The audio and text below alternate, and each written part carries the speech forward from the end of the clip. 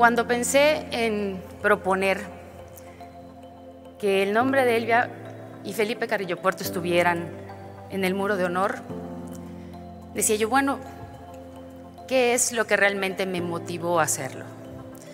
Cuando yo llego al Senado de la República hace ya casi 6 años, empezamos a tener varios eventos culturales y también históricos en nuestra antigua sede en Jicoténcatl, una muestra de todos los libros de debate y todas las actas del Senado de la República.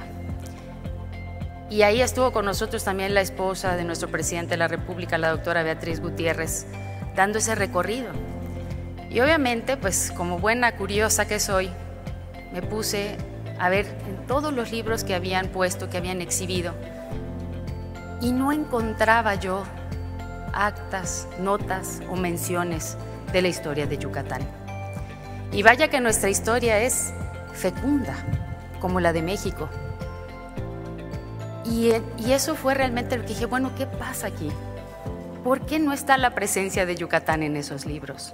¿Por qué no lo veo también en las actas de la Cámara de Diputados? Obviamente aparecen nombres de yucatecas y yucatecos, pero no aparecen muchas cosas de nuestra historia y que han dado pie también a la transformación de este país. Y entonces, eso fue lo que a mí me motivó y dije, este es el momento de que la historia de Yucatán pueda estar presente en la historia de México. No importa el momento, solamente que esté presente y que muchas mexicanas y mexicanos conozcan dónde se dio la revolución de las conciencias. Sería difícil entender la obra de Felipe Carrillo Puerto sin saber que fue apresado a los 19 años por tirar unas albarradas. Las albarradas son muros, le llamamos albarradas en Yucatán, en una hacienda, en la hacienda de Tzununcán, donde trabajaban en condiciones inhumanas, pues un grupo de indígenas prácticamente esclavos. Pero ¿cuál fue la diferencia que lo motivó a hacerlo? ¿Qué es lo que hace que una persona que tiene un privilegio pueda decir voy a trabajar y voy por la igualdad de los que menos tienen? Cuando estos se vuelven tus amigos. Cuando son tus amigos, amigas, cuando los quieres, es cuando deseas verlos en el estado de igualdad. Y eso fue lo que hizo y lo apresaron. Y por otra parte, Elvia Carrillo y su pasión por la política, porque antes de ser feminista, ella era socialista. También su pasión por la lectura, por la educación y lo que aprendió, por supuesto, de Rita Cetina, empezando por la revista Siempre Viva y también de la escuela del mismo nombre, que por cierto, lo tengo que recordar, eran el azote del conservadurismo de aquella época, muy bien disfrutado. La historia es continua, siempre, y nunca vamos a poder dejar o nunca van a dejar de existir esos deseos de las personas por proteger sus intereses. Los de la derecha, los de la izquierda o los socialistas contra en aquel entonces los constitucionalistas, que era, en aquella época eran los grupos del Partido Socialista en contra del Partido Constitucionalista. Y entonces eso es lo que a nosotros nos obliga, nos llama a seguir defendiendo nuestras causas. No es únicamente cuando ganas una elección, después de ella tienes que continuar, tienes que seguir estando ahí, porque los de enfrente no van a dejar de hacer lo mismo. No van a dejar de buscar cómo recuperar esos privilegios. En conjunto, los ideales y las convicciones de ambos eran tan firmes, tan claras y que tenían un poderoso respaldo del pueblo que por supuesto también fueron desterrados un ratito de Yucatán. Por un lado, la Liga Feminista de Elvia Carrillo Puerto, a la que llamó como a su maestra Rita Cetina, no la fundó en Yucatán, la fundó aquí en la Ciudad de México. Y fue hasta que regresó a Yucatán y que ya Felipe Carrillo había trabajado y estaba ya prácticamente al frente del Partido Socialista de Yucatán cuando ella adscribe esa liga al Partido Socialista del Sureste. El trabajo de Elvia, por supuesto, también fue clave dentro del triunfo de Felipe Carrillo Puerto. En un documento de la antropóloga Piedad Peniche, contaba que Elvia era toda una maestra del disfraz. Incluso la milicia la llegó a catalogar como espía entre 1909 y 1910, cuando sucedieron esos levantamientos contra Olegario Molina, principalmente en la zona de Valladolid. Elvia sabía moverse perfectamente bien. Se movía entre Acanqué, Motul, Valladolid, incluso Tizimín. Y por supuesto, lo que a mí me gustó es que era una magnífica cabalgante. Las mujeres, cuando nos proponemos algo, lo logramos, como sea, pero lo hacemos, obviamente siempre bien, de la mejor manera. Fue en 1922 que Felipe Carrillo Puerto se convierte en gobernador de Yucatán con una votación histórica, como la que obtuvo mi amigo y compañero Joaquín Díaz Mena, Huacho, ahora gobernador de Yucatán. Lo logramos. Gracias, Huacho, por aceptar la invitación a acompañarnos en este día histórico para Yucatán en el Senado de la República. Yo sé que no le fallarás a nuestro pueblo, como nuestra presidenta Claudia Sheinbaum, declarada admiradora de Elvia Carrillo Puerto, no le va a fallar al pueblo de México, y para quien también les pido un gran aplauso.